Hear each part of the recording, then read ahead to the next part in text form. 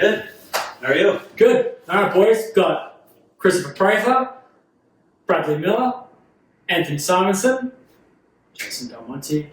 Boys, this is a conversation with, and let's just talk. So, first things first, this season, how you all bowling? What's going on? How you feeling? I just want to say, first of all three of you guys are on the show tomorrow. Yeah. We're a little out of place here. Yeah, the TOC, fifth seed or fourth seed? Fourth seed, Yeah, I guess second seed, third seed. Didn't even bowl. Well, let's talk about this week. Chris, you had a pretty good week. I mean, obviously, anytime you're at your show, anywhere you go, you've had a good week. But Yeah, the first block crushed him pretty good, matched up really well, and then I was actually even for the other two rounds of qualifying, which surprised myself honestly. And then I kept getting questions and messages and stuff like, "Hey, what's going on? Like, what changed from this morning to tonight?" And it's really a lot of people don't understand that from the morning block to the night block, they could play totally different and have totally different game plans. And sometimes you don't figure it out and match up. And I struggled with that all the way up until match play. But we'll get into this. There's actually a question I was going to ask, but we might as well. You've just kind of. Oh, I led you into it? Yeah, it's All right. kind of a perfect segue. And we can ask about seasons and how this tournament went. But expectation from fans, family, friends. I think it's very unrealistic. Oh, and I don't know if it's because most of the fans that are watching, most of your friends and family have never been a pro bowler, so they don't understand the idiosyncrasies of a morning block to a night block, or the fact that you trip one extra 4-pin early in the set and just loosen your swing up a little bit, and that game goes from 205 to 248. Well, yeah, it's a lot easier now to keep going when you've got 48 pins on the board extra. But Brad, how do you handle with the expectations? Going to that point, when I was in college, I was one of those guys. I looked at the standings, and particularly I remember a World Series where I was in the library and looked at the standings, and I saw people were making the cut at 180 over for 8 games. And I was thinking, well, I do that in college. I can go 180 over, no problem. And then so I was pumped, and I went out there, and it was just so different. 180 over on a PBA Tour event is so much more difficult than just a normal, maybe college or an amateur tournament or something like that, because of the transition. That's what you got to learn, because pair to pair, block to block, day to day, everything is so different that you just got to be prepared for anything, really. And a lot of people use their tools. We put bowling balls in our bags that allow us just in case or whatever, but it is extremely different. And I've done that a lot, but the thing is you actually made the show. Right. When you lead after the first block, or when you lead going into match play or something, you got all these guys hunting you down, and there's really only one way you can go. Yeah. And the patterns changing, you're bowling different people have different strategies. There's just a lot you have to keep up with to make sure you maintain that scoring pace. And like you said, it's difficult. Sometimes it just doesn't happen. Sometimes you just maybe make the wrong ball choice, or you get a little fried, or you get a bad pair. There's just a lot more that goes on to just a normal block ball on tour than most people are accustomed to. So I was definitely one of those naive people. But I wish we could, somehow communicate that well. That's the hard part, is communicating what's actually happening on the tour events. Yeah, we need to do a better job of that. Anthony, good week this week. You don't necessarily have to tell us, game by game, frame to frame, but I think you're a young guy, 24, 23? 23 years old.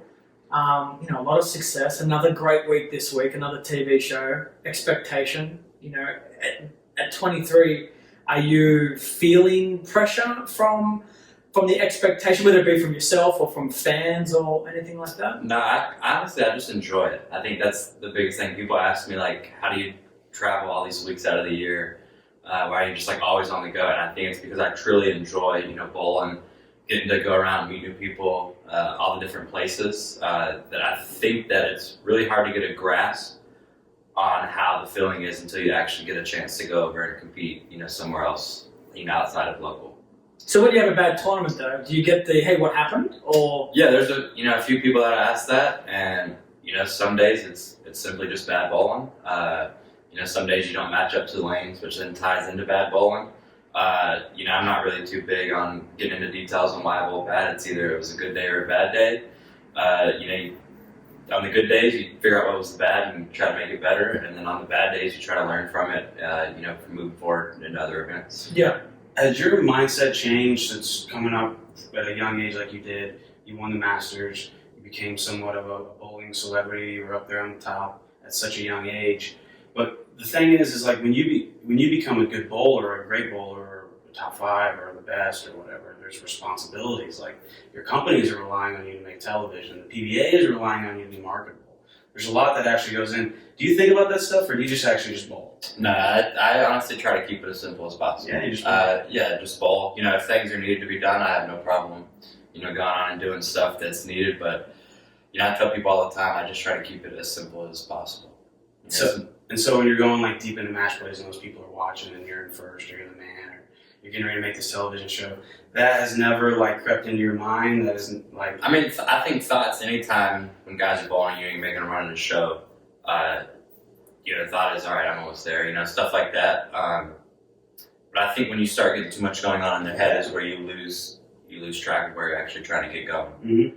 I think the internal awareness compared to everyone else's perception of what's going to happen. So even this tournament this week, qualified in 24th, and then everyone's like, oh, good luck on the show this week. There's this expectation that he's just going to make the show. And it's, well, you guys bowl into it. It's brutal. It's difficult.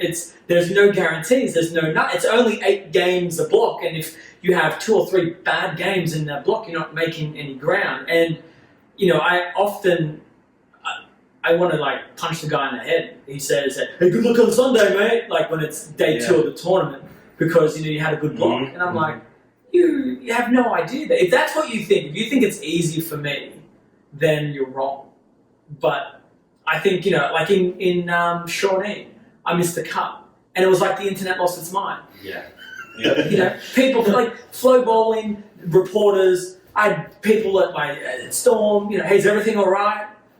Guys, one cut. Like, am I not allowed to have 1 week where, and then that particular tournament we're playing on dual patterns. Mm-hmm. So, okay, I didn't have a good look on one of the lanes. It's hard to bowl good games when you go strike, split, strike, spare, strike, spare, strike, spare, split. Like, it's hard to actually qualify. But I think the thing that I'm trying to, I'm getting better at is really internally accepting that you're a human and that all these expectations that people put on you, or even yourself, like I expect to bowl well. I'm away from my family and my home. I expect to bowl well to make it worth my while, but at the same time, it's you can't you just cannot bowl well every single day you lace it up. And it's understanding some will bowl worse more often than others, and the idea is to change those percentages over time.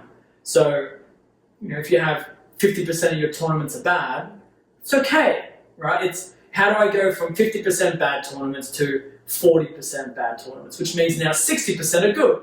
And then how do I go to 35% bad and 65% good? And you'll never get to 100%, but you're always trying to take a percentage off every season.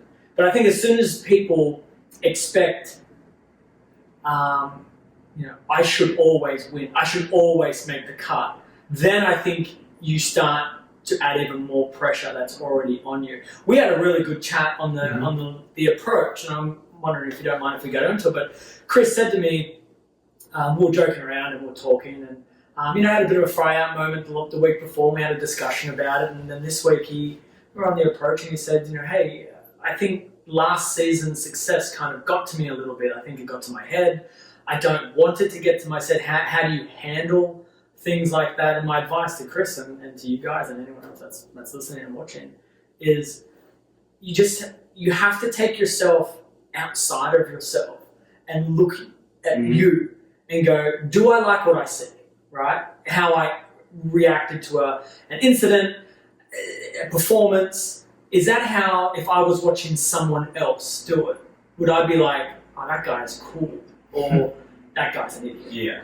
And if you can do that and separate yourself from you and see yourself, it's so much easier to be like, this is a moment where I'm supposed to be grateful or be complimentary or be angry, but know your limits.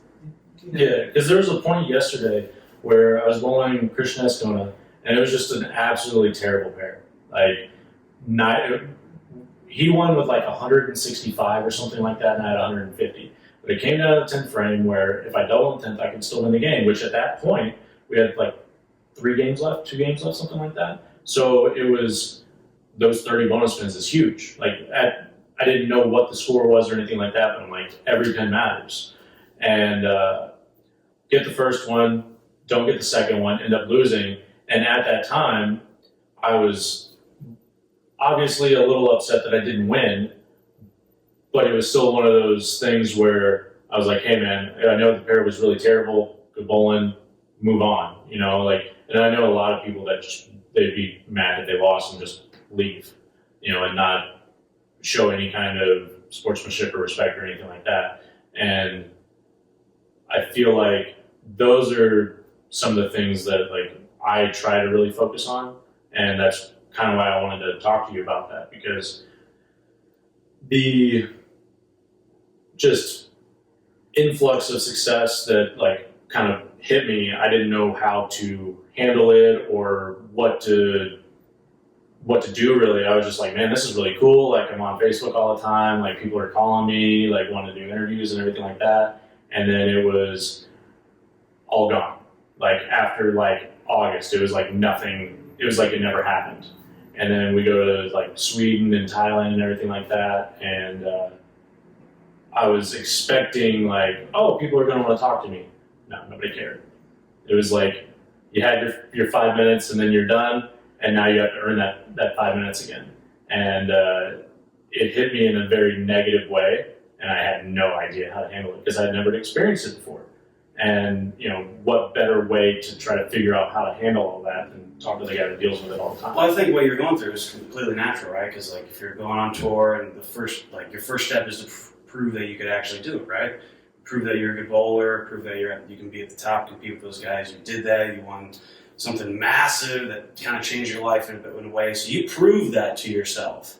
And then the next step is like, okay, now you're known, you've got some fans, you got companies relying on you. Like it's kind of the PBAs want to market to you. You're more than just what you can do on the bowling lanes. But before you can get to that point, you got to prove to yourself that you belong out here and you can do it, get some money in your pocket. And then it changes a little bit. Like, okay, I have a certain image that I need to provide because there are youth bowlers that are willing to be with me and all this stuff. Well, if that same time you're starting to bowl bad or you have a couple bad tournaments or some negative thoughts creep into your head, all of a sudden all that confidence you had changes. Not necessarily because of a bad couple weeks or a bad month or whatever, but just because there's just other things that you're thinking about. Now fans are looking at me and being watched.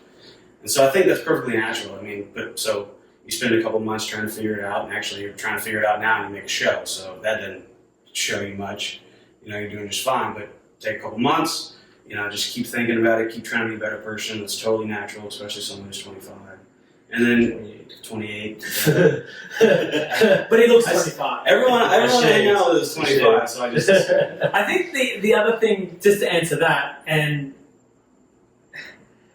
everyone sees the positive side of being in the spotlight, right? It's, yeah, people are calling you, you've had your success, and not to suggest it's stopped, but right. You had success, yeah, phone's ringing, people want to do stories and interviews with me, fantastic. And I can tell you from my side of it, is when you're in that spotlight week to week for the whole year, you also have to deal with when things don't go well. Mm-hmm. And people, you're still on Facebook, but not in a positive way anymore. Right. It's not about you won, it's he missed the cut. Mm-hmm. And he's, you know, or now I'm 10, 11 years into the tour, I would hope that my performances over that long warrant some credibility. But starting out, you know, I won my first year, I won in my 7th or 8th tournament. The hype was huge. And then I didn't win again the next season. So there was a full season where I played every week because I was exempt and I didn't win. I made a few shows and didn't win. And let me tell you, it wasn't a very nice time to be me, because even though you take people making shows regularly, that's a win. I'm second year on tour, I'm doing well, and I got pulled down the drain of hack, gimmick, PBA just wants something different, he really shouldn't be there, he's Australian, all of these things. So I sympathise that when things go well, you want that to continue on. I think it's understanding you take it when it comes, but also be grateful that you haven't fallen on the other side of the Right. coin. The grass is always greener on the other side of the fence. Right. But in your case specifically, I think it's, in our sport anyway, it's a long-term game. It's a long-term game. It's your career that will define you. Your playoffs win won't define you. It just won't. So if you're hoping to get that spike and then level out because of that win, very unlikely. Maybe if it was $1 million that you Right. won, maybe then people would be like, oh, he's set for 10 years or Right. For me, it's more about whenever I come down, how far is it going to go? Because there are times where people will win, they'll make a show, have a really good season, and they're gone for like 4 or 5 years. Yeah. And I feel like the 3, 4, 5 months afterwards, I was like, okay, what do I need to do to make sure that I'm still at the top of my game and continuing to get better? Because up until that point, where even just going to my first title at the World Series, like the only thing I focused on was, okay, my first year I only made 1 cut. Second year I made 5 cuts. Third year, finally made my first show. Fourth year, finally get my first win. Like, how do I continue to get better off of that? And not necessarily setting expectations of like, oh, I need to make X number of shows or anything like that. It's just, how do I get it to where I'm not fading off into nothingness? Well, you do what Brad said. You're working on not Yeah. just on the lanes, you're working off the lanes. And you're a great example of that. You're working hard on the lanes, but to keep yourself relevant and to give yourself confidence by doing good things. You do a lot of good things with fans and with bowlers and coaching, and these are all positive feelings that you inject into yourself that you hope will then translate onto the lanes. So if you only do one thing, and that's to bowl, and then you live and you die on your success, right? I'm feeling great, I made a show. I want to murder myself because I've missed 3 cuts in a row. And then it's, hey, things are okay, again, I made a cut. Nope, I'm going to jump off this building because I missed then it can be really difficult. And you need to have a safety net below, where it's like, when it gets to that point, I've got to stop it. Right, I've got to do something positive. I've got to work with people. I've got to give myself that emotional connection that takes me out of the spiral down and just levels me off a little bit. And then you get more confidence. Now, I know we've had a few conversations over your career, even though it's been short, it's been super successful, but there's probably a period there where the Simonson hothead, reactionary, I'm trying to say this as politely as possible. There were some outbursts. That's easy. Yeah. And we made a bet, which you did really well. I don't know if you guys are familiar, but I've heard of it. we made a $1,000 bet that Anthony couldn't hit, kick, break anything for a year. And if he managed to get there for a year, I'd give him $1,000. And if he Are you couldn't, still in? No, No. we made it in 4 months. that's a bit more than that. It's closer to 6 months. Oh, I'm honestly impressed. And I thought it was a guaranteed 1,000 for me. Yeah. And every day, like January, that's how we made I don't remember when we started, but let's say it was January I might 1. still have the note. I'm like, I reckon by January 7th, I'm going to get a call from him saying, hey, I got 1,000. But it took till Korea. Like, so that was later on in the year. Oh, So wow. it took a while. Okay. Yeah. But my point, what I've started all this with, is I feel like you've calmed down. Our talk definitely helped. One losing $1,000 isn't any fun, but like you said, just getting a little bit older, and as he was mentioning, you have a little bit of success, and then you kind of expect it. I think once it got to the point to not expect it and just go out and perform as well as you can perform, I think that's kind of made things easier to kind of keep a level head. Don't, when the good is good, don't get too high, and when the bad is bad, don't get too low. Try to keep it in the middle as much as possible. Yeah, I always felt like when you were bowling great, the only times, and I think maybe, I really try hard not to do this with you when I'm bowling, because you're a phenomenal player and I don't want to give you any more help than you already have, like you're already great. But there'd be tournaments in which you're melting down. Mm-hmm. And it would just start with something really simple. It would be like you took 6-1 instead of 6-3. And it was like, all right, you chopped the, whatever. Honestly, probably the 3-pin off the 3-6-7. And then I would see it, and I would see this melt that it was like a timer. And then the next one would be the wrap 10, and then your hand would get like this, you pull your shirt, everything's calm, and then it would be the next one. And I remember like sometimes I'd come past you and go, hey, relax. And I sometimes wish I did. Like the US Open, I remember you were really on your downward spiral, red in the face, panicking, you weren't doing great, and I walked past you and I'm like, there's like 4 games left, you're in great position, the lanes are only going to get better for you, I don't know what I said. And then it was like a switch. As soon as you calmed yourself down, you just started bowling great again. And I used to always think that makes and breaks the world's greatest, from really good to Hall of Fame. It's the ones who can, the ups are ups, the downs are downs. It's the ones, how do you get back so it's even. I definitely think that's been something over the past 5 or 6 years where it's gotten better over time. But as you said, honestly, since our little wager, I definitely think things have been much easier. And as you said, it's easier to to think about moves and how you want to play the lanes and stuff like that when you don't have all these negative thoughts running through your head, trying to keep looking at the positive side of things and know that most of the time you have a ball reaction, it's not going to just go away in the blink of an eye. Best in the world guys are, so following stuff's pretty easy. Like I can definitely see that, as you said, and look back 4 years ago, a situation like that happening, to where how it affects the rest of the bowling for the day in comparison to.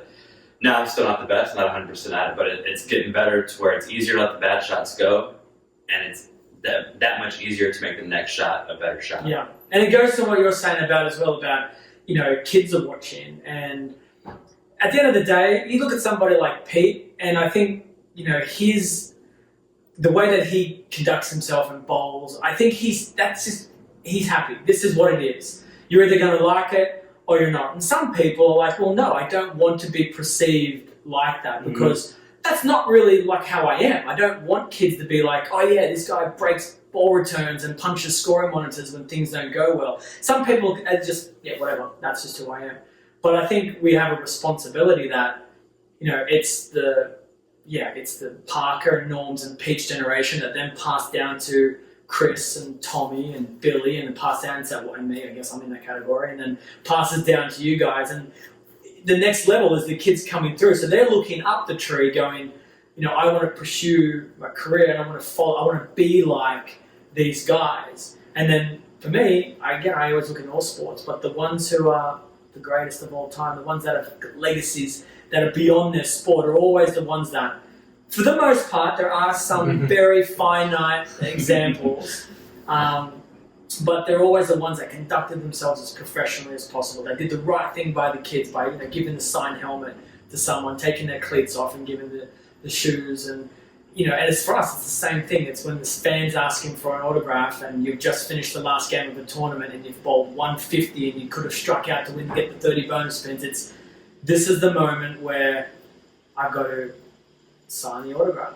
And we always say, we wish fans would be a little bit more respectful of the situation and the environment in the moment.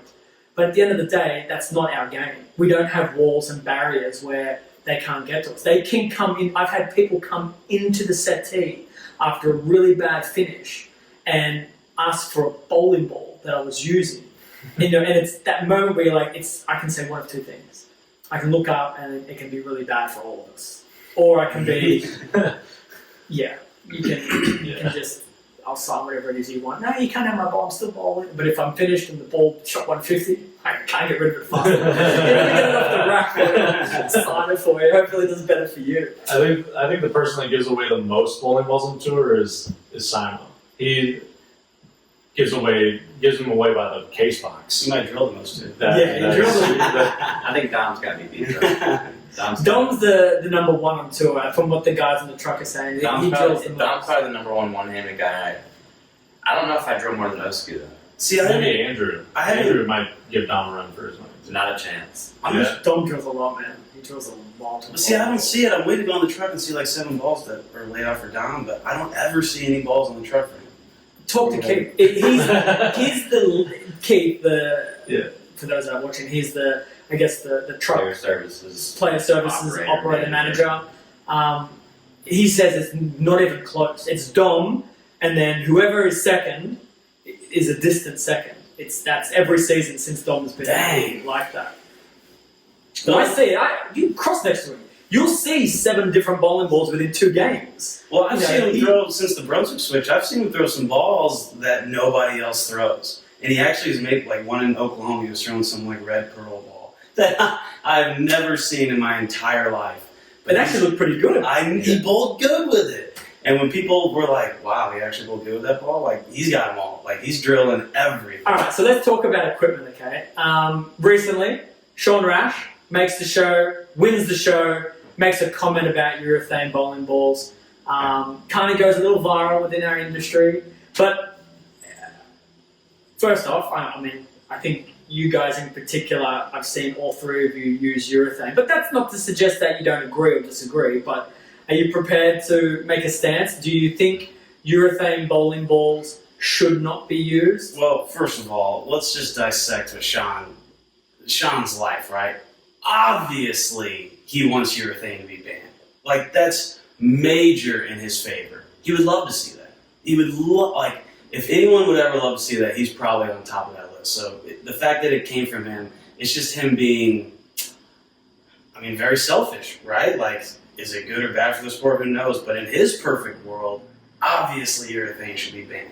That makes him that much better. But he's not the only player to have that, or fan, to have that perspective on urethane. And whether it be beneficial to him personally or not, the question remains, should it be? And should it not be? And I guess, yes, Sean's perspective does sound a little bit more personal for him.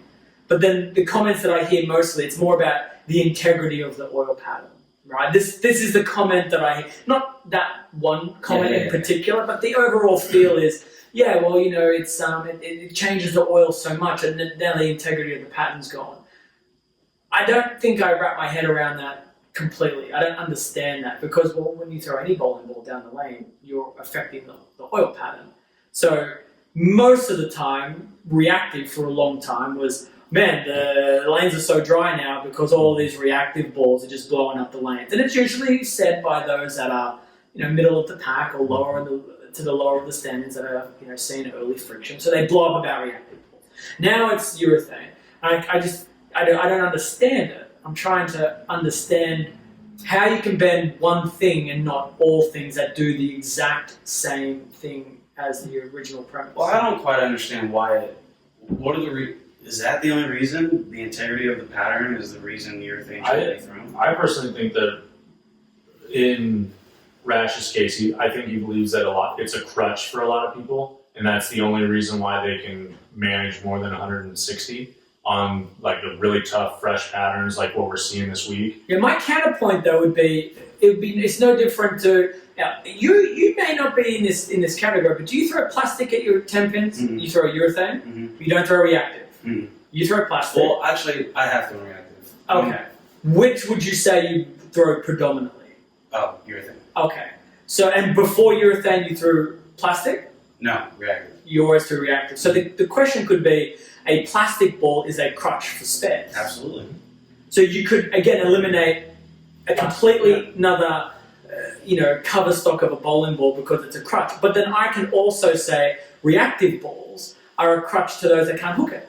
Mm-hmm. I mean, this is why I'm trying to. The rationale of this opinion doesn't make sense because it has to be a personal feeling. But if you're then saying no, it's for the integrity of the battle, or it's for the betterment of the game, whatever, your argument is based on the same things that are happening with other types of bowling balls, but it's just affecting the lanes a different way. Mm-hmm. If it's a crutch because I can't flatten my hand out, so I use plastic at my 10 pins. It's a crutch because I need a urethane ball on shorter patterns because I still want to hit the crap out of a ball and I don't want to, roll it with reactive. But then when it's time to hook the whole lane, I want my reactive because that cover allows me to cover more boards.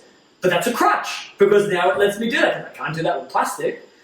So I don't know. I'm kind of confused on the whole premise of equipment ruining our game. I couldn't disagree more.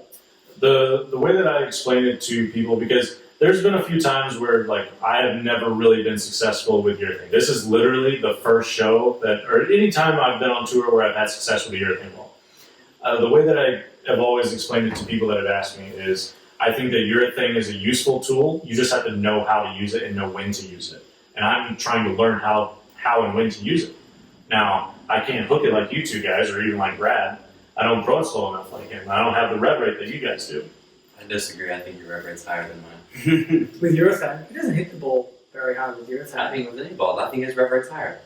In general? Yeah, maybe No. Clobberson's. Okay.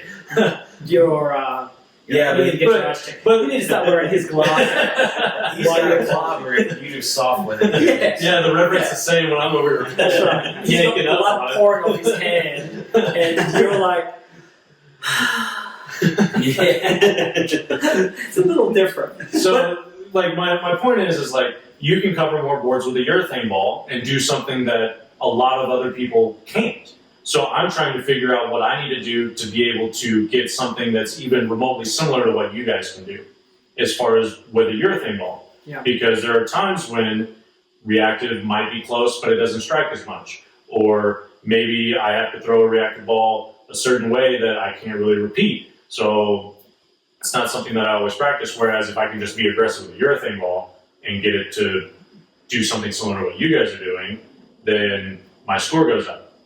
And I'm just trying to figure that out, and I think that the people that are against it or want it out of the tour or band or whatever, either don't want to try to learn it, or they just think that, it's something that, people use as a crutch. And I'm assuming most of the people that are against urethane are one-handed righties that are like middle of the road rev rate. Or they hate You're lefties. never going to hear it from a lefty, and you're never going to hear it from a really high rev rate guy.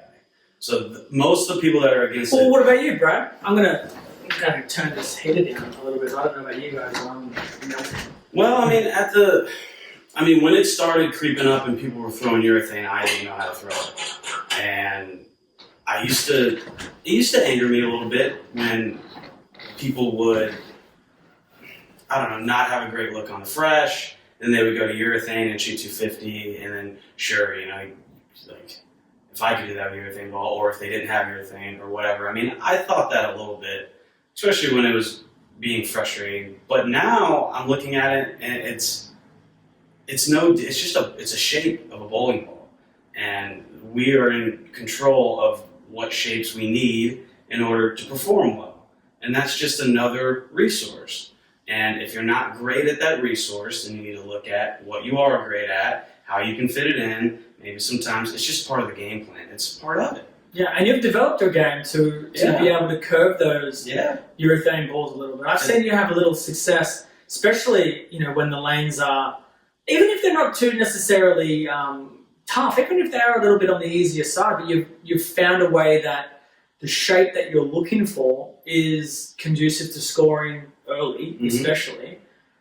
Detroit was one time I think I was really impressed at Thunderbolt in the main bay. I think you played a few matches. I think you might have lost to Kyle in one particular thing, but I remember watching you bowl through that tournament, and you had just a really, really nice shape, and I'd never seen that from you before, which one tells me, hey, that's awesome. He's working on not just things he's already good at, but obviously things that he's not good at, because I've never seen you do that before. And that was really, really cool.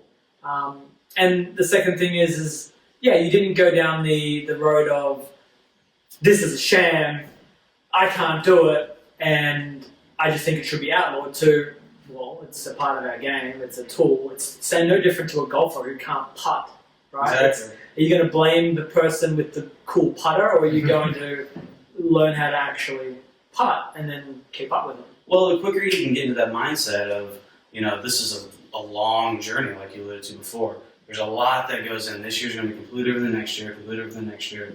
But as you progress, and if you want to stay out on tour and you want to have some success and you want to be at the top, first of all, you're going to be required to do this for a while. And if you're making good money, why wouldn't you? But in that process, you're going to have to do a lot of different things. You're going to have to learn how to stand in front of the ball return. You're going to have to learn a lot of things that you don't normally do. And so that's just the mindset you need. It's like there's always something you can be better at. And if someone's doing really well with that ball, then it is my job, regardless of what your thoughts are, it is allowed in the rules, so it is my job to make sure that I have that tool if I need to. And the quicker you can get into that mindset, I think you can make your career better, happier, instead of just a blame game, because then it just gets really bad. The one that really fries me out, like the urethane is irrelevant. Like, I know that it's a useful tool, and I know that it's never going to go away. The one that gets me, though, is the people that complain about lofting the gutter. Because, one, it's really freaking cool, and it's a lot of fun to do, and it's a lot of fun to watch. Like, yeah, it's really cool to do if you're good at it. right. So in your position, Yeah. but 3 out of 4, see, honestly, yeah, but like... but that was another one of my goals. Actually, last year, I felt we spent more time, A, throwing urethane, or B, being so far left on the lane, 3-stepping in front of the ball return, sending an airborne, whatever those cases may be. We spent a lot of time on the two extremes, where most of bowling in everyone's life, you grow up learning how to play, just the middle part of the lane, a little straighter, a little more hook, whatever. But there's much more extremes on this side, and so both my goals were get better with urethane, get better at lofting the gutter.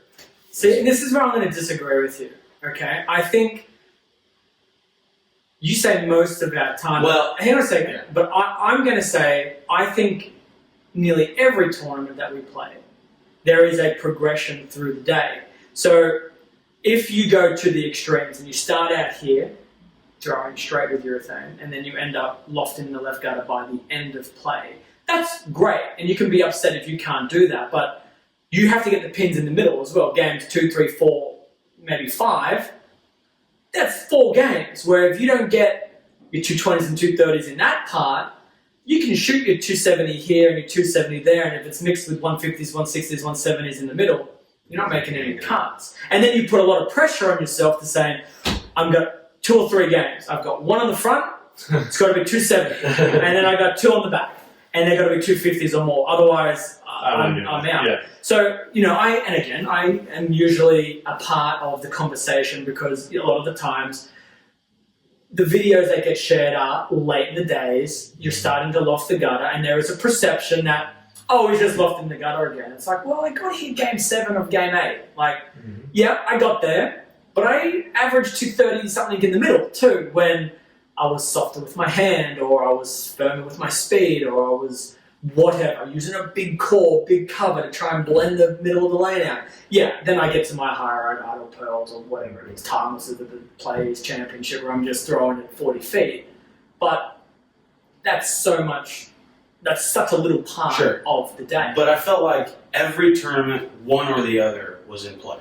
Like either urethane wasn't in play, we all started farther left, and then it eventually became lofting, or urethane was in play, and at some point in time, I was bad at both of those. So it was very rare for me to bowl the duration of a tournament without me feeling uncomfortable in one of these scenarios. Okay. So, and I can't say every tournament, but I felt like most of the tournaments I bowled last year, at some point in time in the tournament, I had to do either loft or I had to do urethane, and I knew that when I got to those points, I was going to be uncomfortable. Okay, Brad, So here is the part where I think it becomes personal for you. It's the inner, it's the circle, the world around you that you're focused on. Because that was a huge topic last year, and even the year before that, was all the patterns play the same. That was how a lot of the guys' perceptions, and then fans, because the players talk, that was the perception. And you're saying now, yeah, it started here and then it ended up there. But we looked at, me in particular, because I'm like, I've got to see, right? Like, who is having the success? Like, let me just see, is it literally the same type of player, just change the name, or not?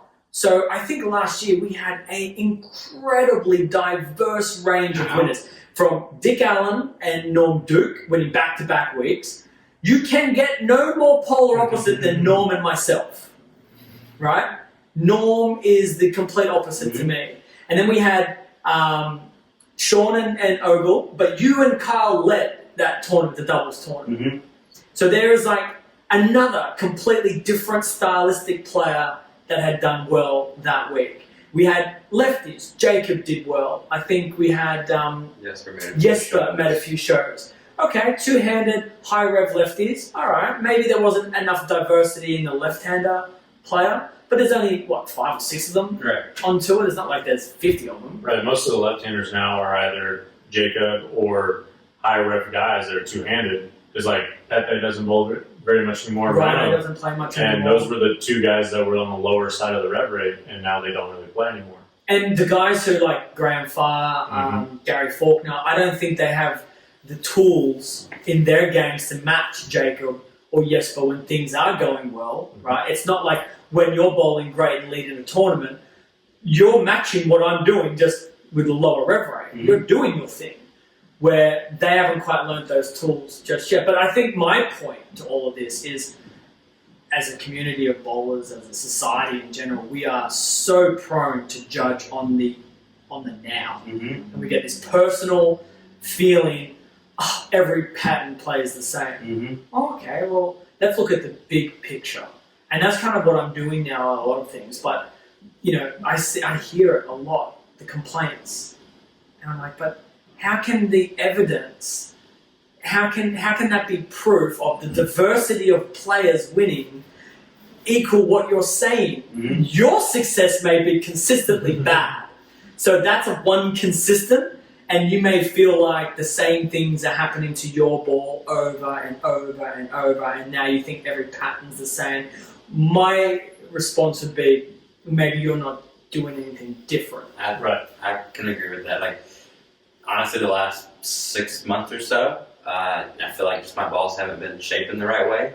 And I've always been feeling like something to do with the patterns, After the first 2 weeks on tour this year, physically feeling like I bowled really well, and the results not necessarily showing. It's obviously came to the point that it's not physically what I'm doing. There's something else, a little tweak needs to be made, and made a pitch change, and now, it's changed the ball roll a little bit, and it's actually gave me a different visual of the lane than I had, over the past few months. And that's just you and you doing things to your games to present, to adjust to the presentation of the new environment.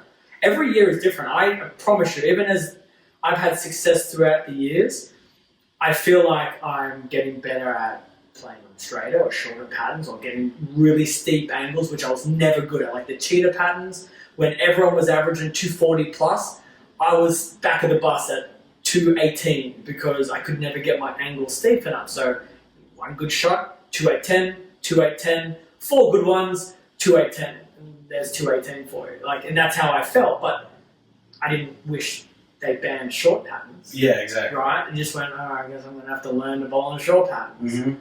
And I think a lot of there's two different band-aids, right? It's change of patterns, or you've got to drill more bowling balls. Like, those are the most parts that I hear out in the public is, if I'm not bowling well, you need to get a new ball, right? Or you need to change the patterns. You need to go somewhere where the pattern's better for you. And it doesn't. It makes me upset, because I'm like, how are we ever as a industry, or how are we going to move forward? How are we going to be innovative? How are we going to get better? How are more people going to get better when all we're doing is looking for the easiest way out? No one's willing to roll up their sleeves, get their hands dirty, and suck for a little while and really work on their game to then come through out the other side of it. Yeah, there's a lot of people that really complain about the patterns, or they're not allowing fast speed lefties to play their A game. I've heard that one, and then I've heard all these other things. But I mean, is it up to the pattern to allow you to bowl good? I mean, if the pattern's requiring you to do something and it's consistent, then it's your job to get good at that. You can't just say, hey, I'm just going to wait, or they should lay out other patterns and bring all this negative vibe to the lane man. And it trickles down from there to where now it gets the bugs into someone else's ear and they start complaining about the patterns. And I just don't understand that. Like, if you have to throw it slower, learn how to throw it slower. If you have to do something else, learn that too. One thing that like stuck out to me, me and Tommy had this talk a couple years back, is he said 4 or 5 years ago I bowled the summer swings and stuff in Oklahoma. And he's like, back then you could throw a ball. Now you're actually learning and understanding what's causing certain things. I think that's a lot of people get to the point where they're striking, yes, but why are they striking? Mm-hmm. They're not understanding actually what's going on. They're just seeing the results. Mm-hmm. And I feel like if you don't understand what's going on, it's going to be harder to keep the success, or like you said, keep it on the upswing. Right. Yeah. And I think that's what a lot of the public miss is, like, there's so many just avid bowlers that they just enjoy going to bowl. They don't care why they strike, they just know that they do. And I feel like it's our job to understand and be able to manipulate why we strike. And whenever somebody says, oh, you're just drilling the new ball to drill it, right? And I'm like, no, I'm drilling because I think it's going to help me in this situation. And there are some guys out here that just drill to drill. But I think the better way, I mean, a lot of us just drill bowling balls because, our companies require us to. But I like to drill for a purpose. And I think that a lot of people kind of miss that, like, there's a reason why I'm drilling this ball. And it's not just to have it in my bag because I want it. Yeah, and we're at a very different level Yeah. of use of tools, right? You're an avid bowler, your ball, after a few years between balls, getting a new ball will increase your hitting, your carry percentage, your hitting power. The ball shape is going to probably hook more to new technology or whatever it is in the game. But I think, like what we're all saying is, it's not as simple as it's just a new ball, right? It's, well, yes, but why is the new ball striking? Not just because it's new, but the angle it's going through the pins. It's the way that it's the cover reacting to the pattern and where you're playing on the lane. And as soon as you start to educate people on just very basic things for us that we have learned over a long period of time, but that we would now consider basic, once they get that grasp, it doesn't take too much for them to get intrigued into learning more, and it doesn't take too much from them to become a little bit smarter, and then that translates into, oh, I'm flat tenning. That's not bad luck, right? That's, I need to change my ball motion. Maybe I need to move, or maybe I need to change a hand position. Oh, I'm not very good at that, but if I was to get good at that, then I would start flat tenning, and then their scores go up, and then all of a sudden now their goals change from I'm an avid bowler to I might play a tournament, right? I might play a regional, and I might go to the pro tour. And I say this a lot, and I say it, and I choose my words very carefully, but I think our industry as a whole, from professional player to proprietor to governing bodies, has done a terrible job in the education of what we're just talking about now to the mainstream and to the avid player. Because after 60 years, if I'm still trying to communicate to people I meet on a plane that there is not wax on the lane but oil, and that we can design them in oil, after 60 years, that's just the evidence of it. It's not to say that we can't ever fix it. I think it's your generation, my generation's responsibility to rectify that. That's why I'm a huge advocate for coloured oil on the lanes. I think that's the future. I think it's no more invisible. And I know the traditionalists, believe me, I think one of my skills as a player is being able to read a pair of lanes really quickly, being able to judge, is it speed I need to change, is it line, is it hand? I feel I'm very good at that. So I would be taking away a skill that I think I would be really good at and replacing it with a visual. But the key is, I think it takes the bowling education process further forward and easier to understand. The big thing that I try to talk to people about whenever they're like, hey, I really want to get better, I'm like, okay, well, how do you see a lane? And they're like, what are you talking about? I was like, do you see a left to right or do you see a front to back? And I think that is like, when I talk to them about seeing a lane front to back and how big the window is when you're looking at it front to back versus left to right, because a lot of people think, oh, I just have to hit board 7 at 45 feet and my ball will hook off of it and strike. Whereas if you're like, okay, I have a 10 or 15 foot window where if my speed is right, I have the right ball and I get it into that window, it's going to hit the pocket and then I just have to figure out how to get all 10 down. It like blows their mind. They're like, wow, 10 or 15 feet. Yeah, That's a big window. That's why he's winning 100K tournaments. That's why he's making these shows. He's got 10 to 15 feet. I'm talking like, I feel like I've got like a foot. I'm like, if I get it within a square, like lengthwise, no, not even a foot. I'm trying to think of like inches. I'm feeling like, I'm feeling like I have, like 3 boards at the front of the lane and 5 boards when I feel like I have the whole. If I have 3 at the front, 5 down lane, I feel like, oh, this is a pair I can whack. That's how I feel. 15 feet, this guy is just bowling between his legs. Let me be a little bit more specific. Well, it's definitely less than him because no one has more room than Bell. I will say that you create a lot of room left to right, and it's because your ball reads the way Front to back. It reads it properly. Yeah. But on house patterns, they're designed to let you strike, which is what a lot of people bowl on. And you can't have 7, 8, 10 boards of room on a house pattern without having a ton of room front to back. So I literally lay out how a house pattern would be shaped on a piece of paper, and then I take a pencil and erase it, with the eraser in. And I'm like, this is what your ball does. This little shavings is where the oil goes. So on a house pattern, you can only make it more difficult. And all this friction that is built up in there, if you get your ball to hook here, here, here, or here, it will go in the pocket. It's just your responsibility to then figure out how to get all 10 I down. say the house patterns are like a brand new car. Once you drive it off the lot, it starts depreciating in value. The house shot will not get any easier than the very first shot that you play. It's the easiest it will be, and it will only get worse. You can still bowl well, but it's designed to be, here it is, flat, perfectly oiled, this is what it is. Yep. And once you throw a ball down, it's no longer as perfect as it can be. Yep. But the education of, and this is why I am an advocate for coloured oil, is that is a very difficult thing to educate people on an invisible playing environment about front to back, left to right, manipulation of oil, the fronts going away with the oil bin, the ball soaking up the oil in the fronts. Sometimes when we're talking about urethane, it really pulls them off the fronts and then it feels way tighter down lane. Imagine trying to explain that.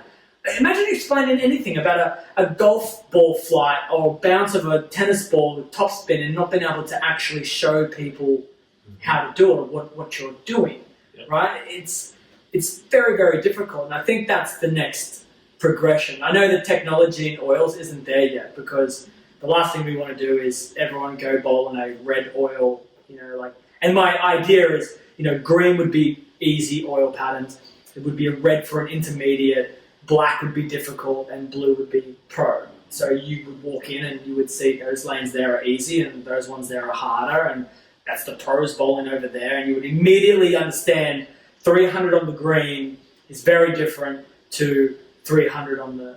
Kind of like going to a ski resort. That's where the idea came. My wife is a very good snow skier, and we went skiing a long, long time ago. We're looking at the map, and it's all color-coded. So she's like, oh, I'm going to go down the Black Diamond Run, and I'm looking at the zigzags and the cliffs. And I'm like, no, I'm not doing that. I'll go and do this. I'll be on the I think they called it it's like a kiddie, slalom slope or something like that. I was like, little 8-year-olds doing everyone's 360s around. They had like ropes on the side where you can like actually hang on to them. So, but my point is, I saw it. I'm like, oh, that looks like a really gentle red line, and her black line is all squiggly and it looks brutal. When we meet at the bottom of the mountain, I'm going to know, wow, you went through something I can't do. And that educates me, not only are you a great skier, competent skier, but you're also challenging yourself. And that's why I want to see the colour is, so kids can be challenged on green because they're kids. but then they start to get a nice average, maybe some honest scores. It's, I want to go bowl something harder. And right now, it's very hard to know. Was it harder? They said it was harder, but how do I know? I mean, I still bowled really well. It's a sport league, or it's a college tournament, and the scores are out the roof. Like, no. Let's see it, and then we'll know for sure. You know, when we see a US Open oil on TV, we see the blue oil, and we compare that to a house shot, you don't need to educate anymore. They can visually see and go, oh, that's different. And then, so what happens if someone bowls better on the blue than the green? Yeah, well, great. You can bowl bad on a green. You can fall over on an easy slope if you're not paying attention. I think the idea isn't necessarily, again, don't think specific one-day events. It's how do we grow the education of what we're doing to the elite. So when we are, and that's probably one of the things that we're going to, and we always have as a professional organisation to deal with, is the armchair quarterbacks, as you guys call them over here, is, you know, when we shoot 180 on TV, or in my case, like 140 at the US Open. Much right? love for that, appreciate it. Yeah, you're welcome. Have me one more match, brother. I'm just glad I didn't pocket 710 against you this time. So it's hard to convey that to a fan watching it who sees their environment, which is the same colour boards. It's the same oil. They don't see it. So, hey, it's the same thing. Why is he bowling 140, 150, 180, whatever? Or even 210, right? Can be an outrageously good game at the US Open or this week at the TOC in what they do at home. So that's where, for me, it's not, you can bowl great on a blue-coloured oil and outscore yourself on a red-coloured oil. It's, how do I educate the millions of people coming through, right, that are going to be like, right, oil, what is this? Oh, cool, how do I get better? Well, let's start over here on that nice, smooth, consistent, I'm going to just get to the pocket all the time, and then I'm going to go, because once they bowl on a red pattern, if it's a true change in ratio, the first time they throw the ball a little further to the right and it doesn't hook, now not only do they get the visual representation of the oil, but they see the visual motion of the ball miss the headpin. And they're like, what's it like in the next one? And what's it like on the pros? And now we get respect. It's like, it's 140, but I bowled like a practice session when we laid down a blue oil pattern just, to see. And it's pretty easy to miss the headpin. I can understand now. Now that we're starting to bowl the pro-ams on the actual pattern that we're bowling on, the people that are coming out and bowling with us in the pro-ams, like a lot of what I get is, man, I didn't realize how hard it was. I'm like, it's very difficult. There's a reason why, there's that little bit of separation. I don't think people see the separation between we'll say, really good amateur bowlers and then the guys that are out here week after week after week. And it opens up those people's eyes. And I think that what you're talking about with all these different colored oil patterns and kind of creating a stair step on how to get better and everything like that's really intriguing. I would like to see that happen, actually. Me too. Well, it's interesting because when you see this week, I watched in match play, and I watched the best bowlers in the world throw shots that they thought were good, and they turn around confused because they got 6. And it's just amazing that these people can average 250, 260, 270 for periods of time on these easy patterns, sometimes even difficult patterns.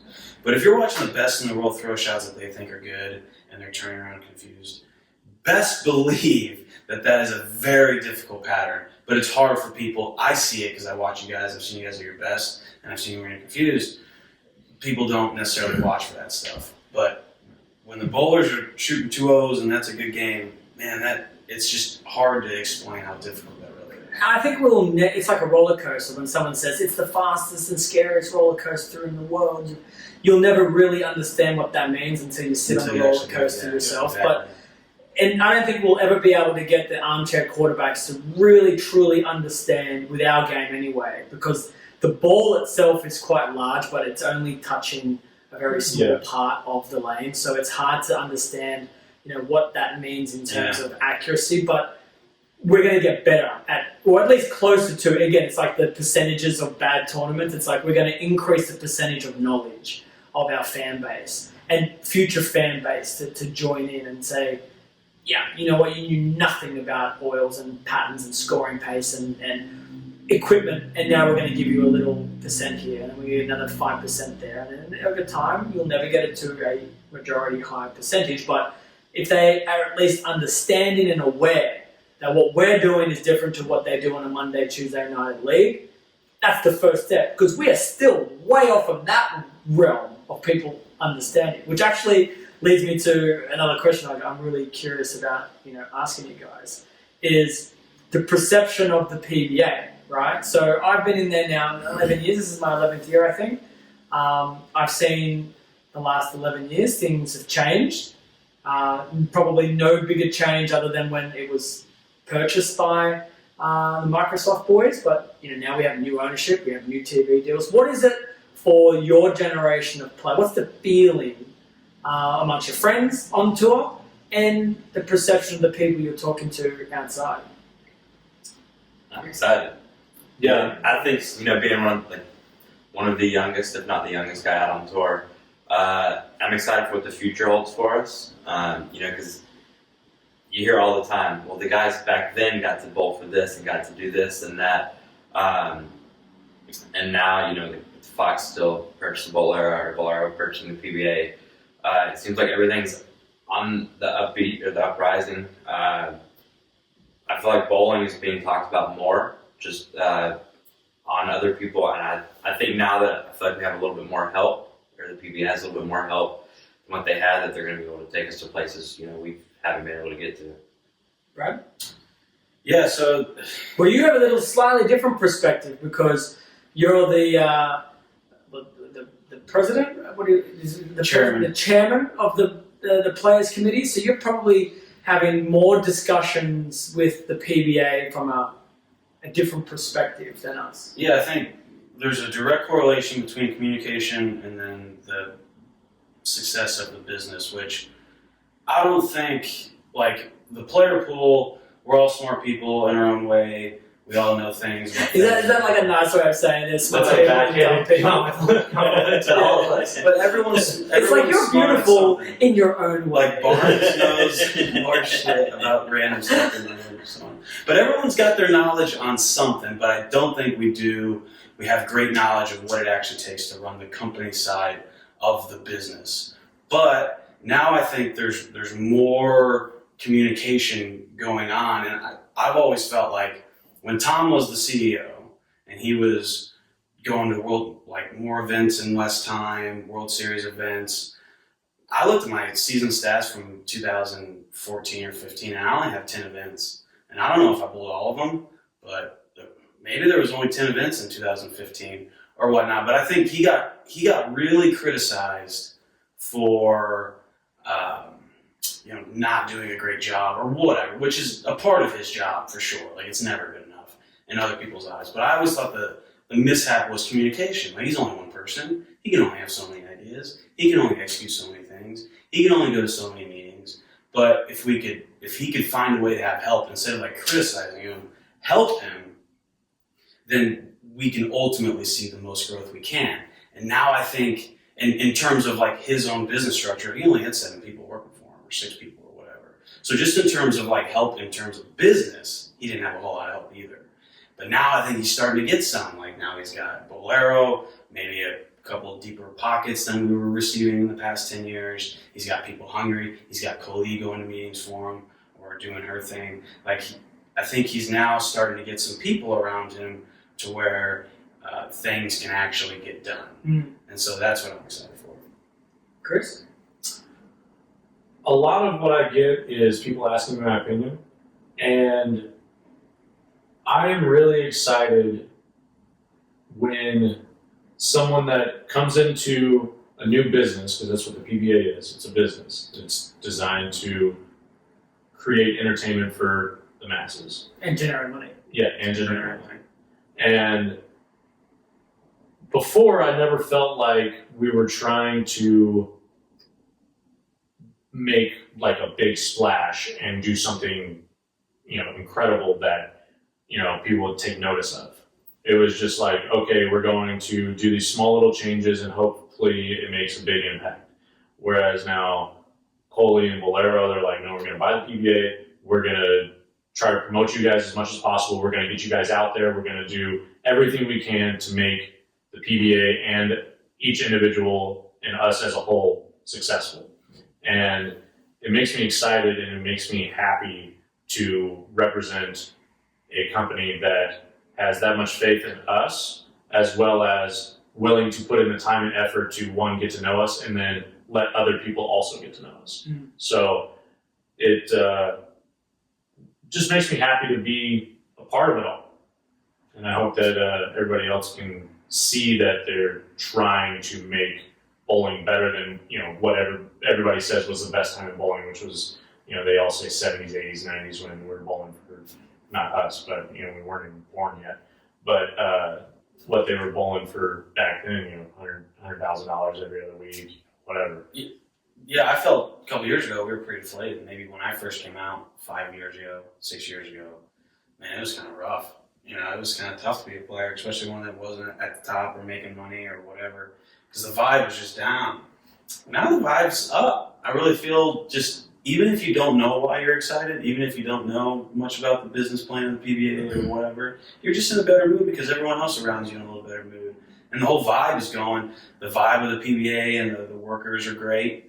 We've got a couple extra girls now that are coming to help and do some social media and stuff, and they're happy and perky and ready to tackle the challenge, and there's a lot more of that going on. People are just happier. The one thing that I noticed, when you're talking about 5 or 6 years ago to now, one of the things that I've noticed is I think one of the main components to that change in positivity and the vibe is the age demographic on tour now is much younger. Is it? So 5 or 6 years ago, we had a lot more players in the 36 years plus, even older, 40 years plus. There were more people that you could say had their time as successful players and was now in the twilight of their careers. And like you said, it was pretty tough to be out there because, the money was probably down. At that point, Tom wasn't getting a lot of help from the owners in terms of dollars and cents. So there was a lot of things that were changing from the negative from when they first came out on tour, which then says, the 70s and 80s when they were bowling more regularly. So we see they've kind of just said, we're done. We're not coming back. We've seen a lot of retirements, and then we've had an influx of 23-year-olds, 19-year-olds, 20-year-olds who, for the most part, this is new. It's exciting. And maybe it doesn't go great, right, successfully, but it doesn't matter right now. I don't have a wife. I don't have kids. I'm just looking after myself. I'm traveling with the boys. I'm bowling. I'm getting better because every season very rarely do you see the same player get worse. Sure. They get better. So you see a lot of really positive things, which then, makes the positive vibe. The one thing that I'm a bit concerned about, though, with Bolero,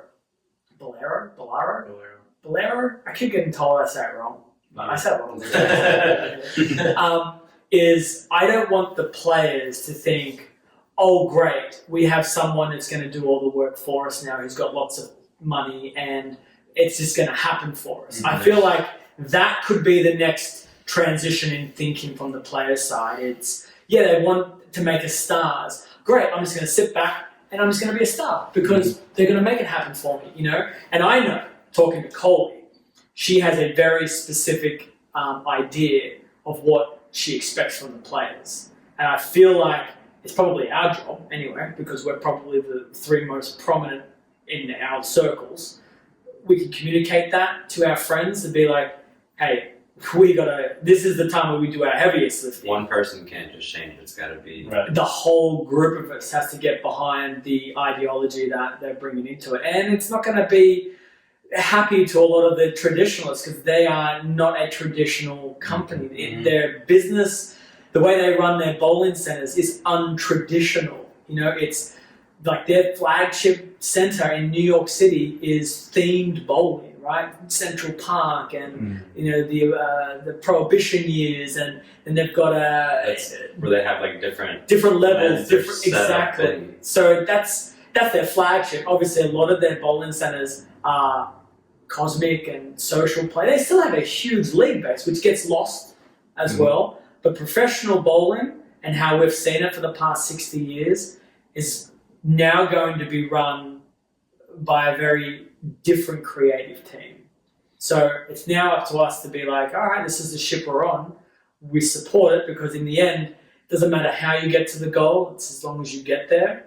But we've all got to be, getting our rowboats and getting our paddles and doing our bit. Yeah, I don't think that was communicated very well when I first came out here. Say, okay, you had this dream of becoming the best bowler in the world, and you want to go out there and test yourself. Well, what happens when you become the best bowler in the world?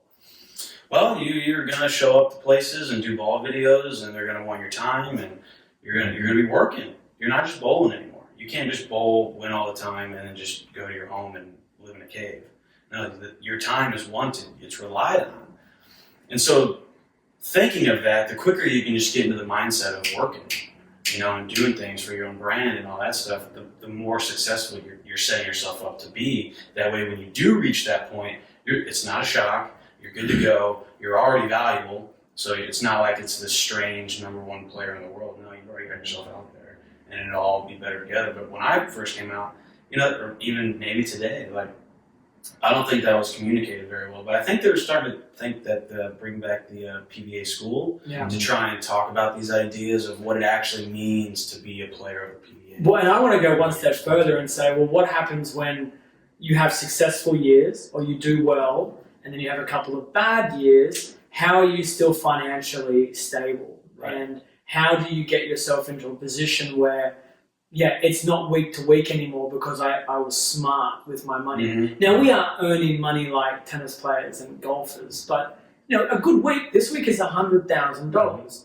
Now, $100,000 is not $100,000. It can be turned into a lot more money. Yeah. And I think the years the PBA has gone, we've seen how many millionaires end up broke. How many successful players for a run of 1 or 2 seasons, be really successful, have a couple of bad seasons, just a couple, and then talk about, I can't be out here anymore. And that's what scares me more than anything, is I love that you guys are having success, right? And I love that you guys are making money from all your avenues, whether it be YouTube channels, coaching, success on the lanes. It's, okay, I understand that it's good right now, right? Mm-hmm. Or it's on the trend going up, but it's not easy, and it might not. Well, it could be. Yeah. You could be really lucky and be the one that says, you know what, I'm going to spend every dollar I earn, and I'm going to continue to keep making that money throughout the rest of my career. And I'm going to be 65, and I'm still making $150,000 on tour. I'm going to be pouring my monthlies in from the sponsors, and everything's going to be great. Yeah. And you might be the one person in all of history, that does that. Everyone else needs to plan. Mm-hmm. Yeah, I got a lot of flack for openly saying I'm going to pay the IRS $30,000 right off the bat, and for taxes, because come April in a couple months, I don't want to be like, oh God, I got to come up with $25,000 right now. I got to pay this check, or I'm going to get audited, and they're going to be taking my house and all this other stuff. I don't want to have to worry about that. I also thought it was really, really funny watching the show back on a rerun, where Randy was like, my tax guy just says, oh, what do you want it to be? In my head, I go, that's a really good way to get audited. But you can say whatever you want, but that's how I thought about it. And I think a lot of it is just people that either they think of the future and they're like, okay, I know I'm going to have to pay money, and saying, okay, I'm going to put money away and not touch it, and have the willpower to be able to do it, and then say, okay, I'm okay now, I'm taken care of. And then having another set of money that you can invest, you can put into stock market, whatever, and let your money make more money for you. Sure. But even go one step further though, Chris, one of the parts of the entrepreneurial world that I'm now really intrigued and passionate about, but where I saw an avenue, is every sport, the players create brands themselves. They may be under an umbrella of a major company, a Nike or an Adidas or, Adidas. But they create a platform in which their fan base can say, oh, I want to wear a certain particular shoe, top, hat, whatever.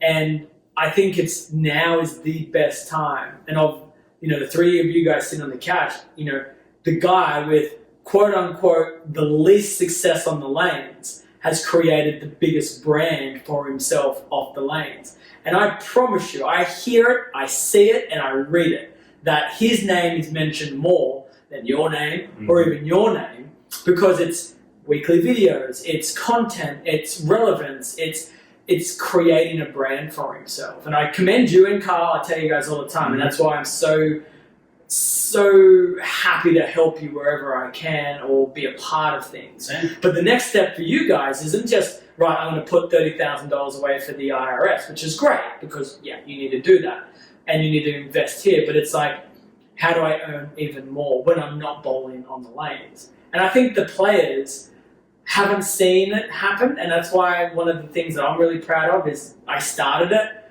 I got it going, and the biggest thing that frustrates me when I hear people go, yeah, but we're not as good as you, or we're not as big a name as you, and I'm like, I started creating my brand about 8 years ago. 8 years, I hadn't won a Player of the Year, I hadn't won too many titles. I'm like, you know what, I think this is going to be fun. And then this is what every other sport does. We should have it in bowling. So no matter where you are in success in life, on the lanes, and I'm talking about us as athletes, but you can do this for anyone in any sport, I guess, is you just got to start doing it. And then it grows. You get one shirt made.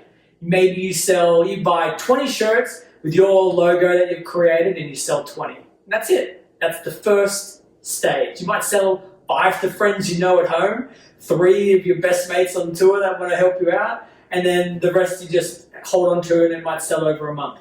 Right. But then you're like, all right, let's make it better. How do I do a shirt and a pair of pants combo? Charge a nice price for them, do a giveaway. And then all of a sudden now, as you're seeing with your YouTube channel, started out with 100 subscribers or less, zero.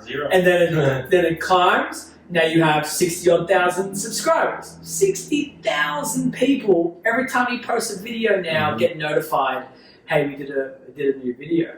And the next phase is beyond that. It's now we take you off YouTube and you're a brand where you're selling merch and you're doing appearances and you're getting interviewed because the Brad and Carl show. And maybe it turns into you guys grow so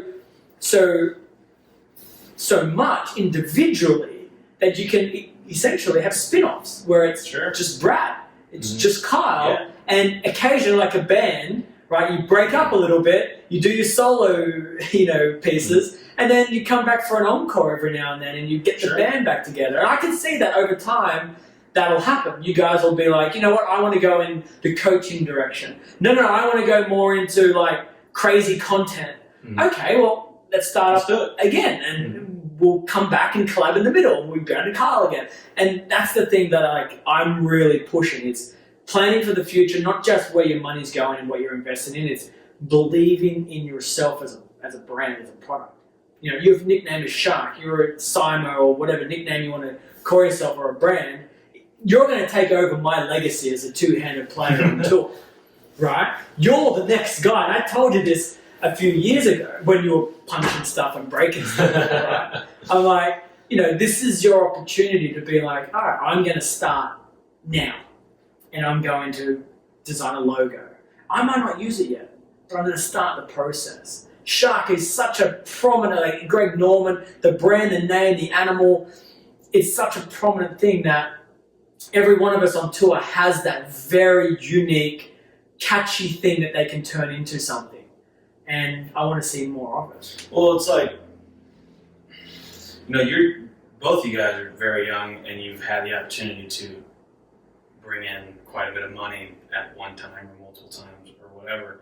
But most people go to college, they're $70,000 in debt, and then they try and get this job that pays them $40,000 and they're paying $1,000 a month and whatever. Just imagine, for one, bowling can be pretty lucrative if you're at the top. You can consume a lot of money in a short period of time. But just think how far ahead of life you are compared to people who are $80,000. My brother-in-law's a dentist. He went to dentist school, and he's $370,000 in debt. Yeah, he's got a good job. He's making a lot of money, but he's over $250,000 in debt. Thank you for sharing your very private and personal. I mean, well, most dentists, every dentist that goes to dental school, that's how much you're in debt. And a dentist sounds great, but look at the opportunity boulders have.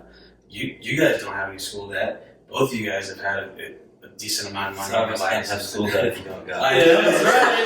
That's right. That's what I'm saying. But literally, You get kicked out. Anthony didn't have high school. I didn't get lunch money. but if you're smart with your money at such a young age, by the time you're 30, you can be a millionaire. Sure. I mean, it's there for the taking. And then once you're a millionaire at 30, then you have so many options. You could literally do what you want for the rest of your life. As Yeah, long as you adopt that money management part early on. and that is it. Money management is important, but I think there are so many more ways to make money, and I'm not necessarily talking about millionaire off merch, right? Sure. But let me tell you, if your phone bill was paid every month because you sold a few shirts, like that takes a relief off something else. And then if a few shirts turns into 50 shirts, and now it's my mortgage is getting covered with my 50 shirts, my whatever I'm selling, my coaching, my whatever, all these little things. Now, my car repayments are all those things are taken care of. Let me tell you, you swing the ball a little looser. It's nice. Okay, knowing I'm not sweating on this check to send home to my wife or to pay my phone bills because I need to add credit to my data plan because I'm running out. Like that is, and you may not be aware of this, but I won a lot of money when I was 16 years old. I bought a perfect game in Malaysia and I won 16,000 Australian dollars. So it's like 12,000 US. And when I came home, my mum and my dad said, all right, you've got money now. No, you We don't need to pay for it. And they said, let's see what you do with $12,000. Now, when I was 16, talking to them now, there was a safety net. They were always going to say, oh, well, if he blows this, I'm sure we can help him rebuild again. But at the time, they never gave me that understanding of the safety net. So I was like, right, I have to manage this. And I got down to my last trip to Singapore. This was it. And I planned it for a September tournament. It was like June. I'm like, this is it. And I worked my ass off practicing, going, well, if I'm going to have my last crack, I gotta make money. So I spent all of my money traveling, thinking this is going to be the life. This is how it's going to be. And I didn't have mum paying for my flights. I didn't have dad paying for my hotel rooms. I didn't have anyone paying for my entry fees anymore. I didn't realize this was a lot of money that I was spending every week. So that 12,000 in the US went down to the last trip, and I came second. And then I realized I'm never doing that again. I'm never sacrificing a lot of money, being lazy. It's not. I mean, I've bowled with no money in my pocket, and it's not a fun thing to do. That's for sure. Like you said, once you get a little bit up under you, it definitely makes it much easier to let go of it. Oh, absolutely. Yeah, I was almost homeless in college because I didn't have a job. I wasn't going to class, so I sure as heck wasn't going to get a degree. And I was bowling these little tournaments every weekend, trying to make $1,000 to pay my rent. I lived off of ramen and popcorn for 8 months because I had lived in an apartment with a girl that ended up leaving me, and she was like, I'm not paying for nothing.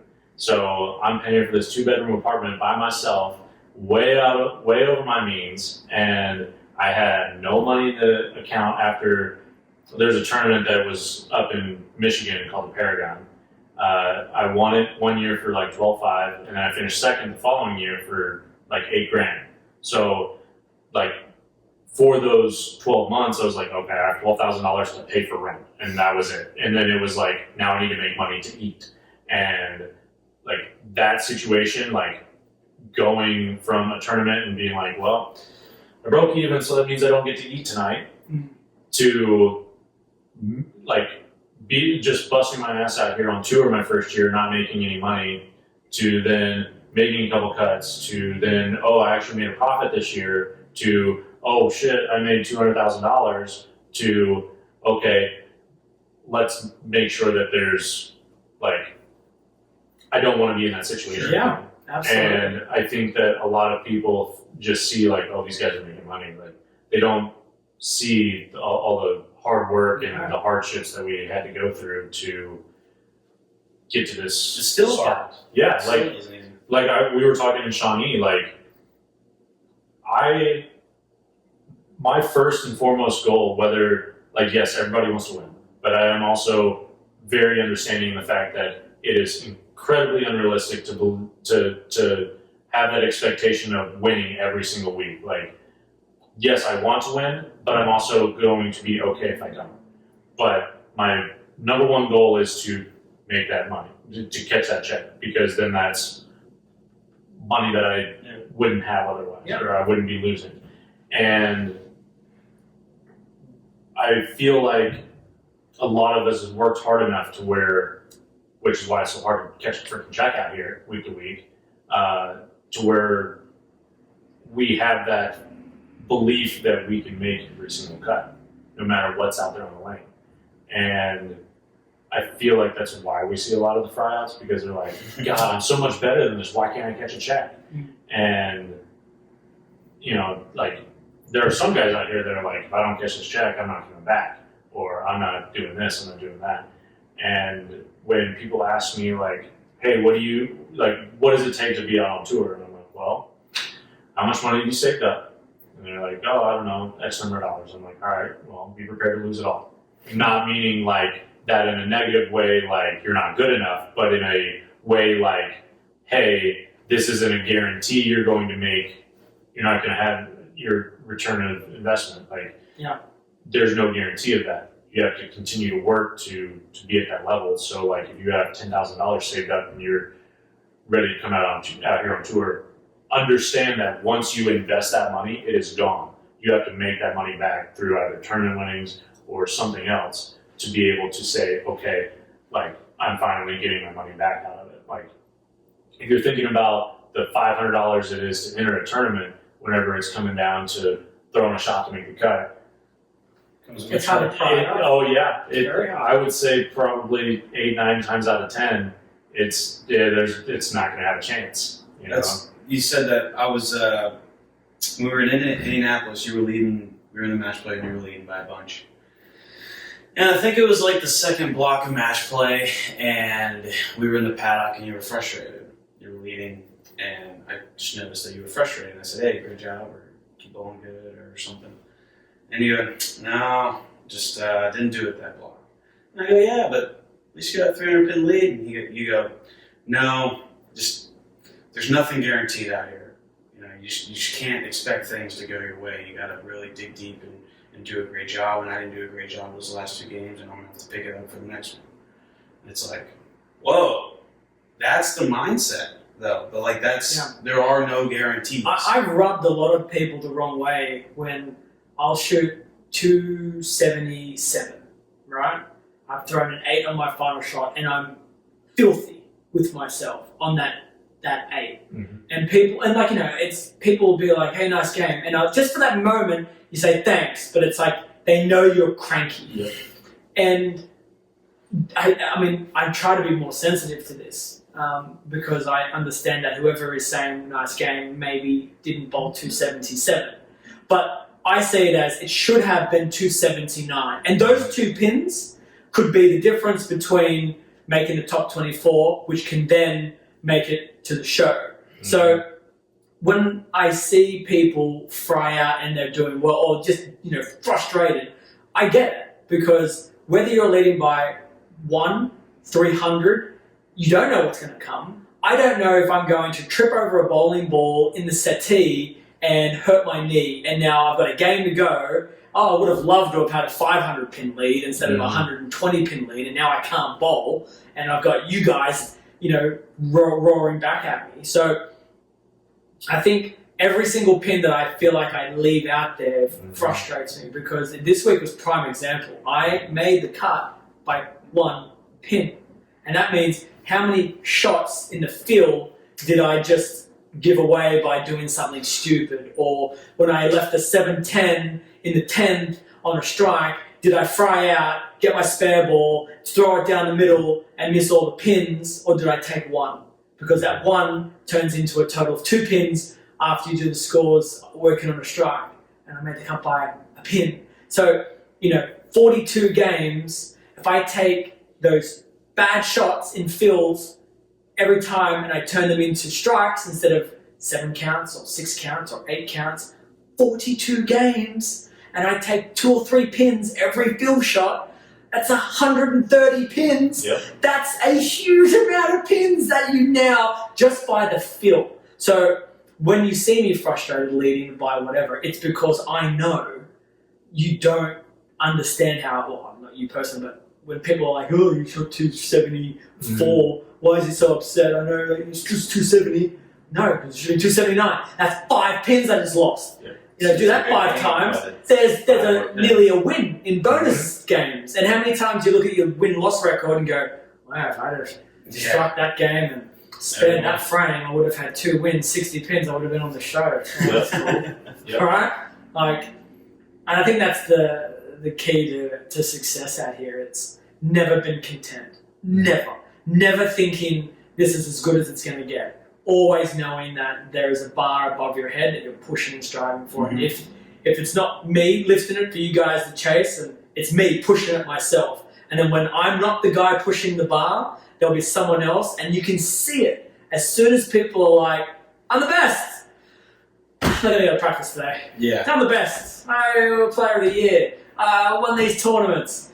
How long do they stay there? Yeah. It's literally months, and then they're no longer the best anymore. And then it's like, oh, the oils are crappy, and people are using urethane. And it's like, all these excuses are coming out. And meanwhile, last year, everything was the same, and you were happy. It's just everyone got better. Mm-hmm. Yep. I feel like I could talk for hours with you boys. I appreciate your time. It's having fun. a conversation with me. Anthony, thank you. Brad, Boys, thank you. it's fun. Chris, thank you. Yeah. Cheers for watching, guys. I don't know, I'll have to do another conversation with some other people. Yeah. Hope you guys enjoyed it. I had a blast. Yeah, learned a lot. It was good. Thanks, guys. That's it.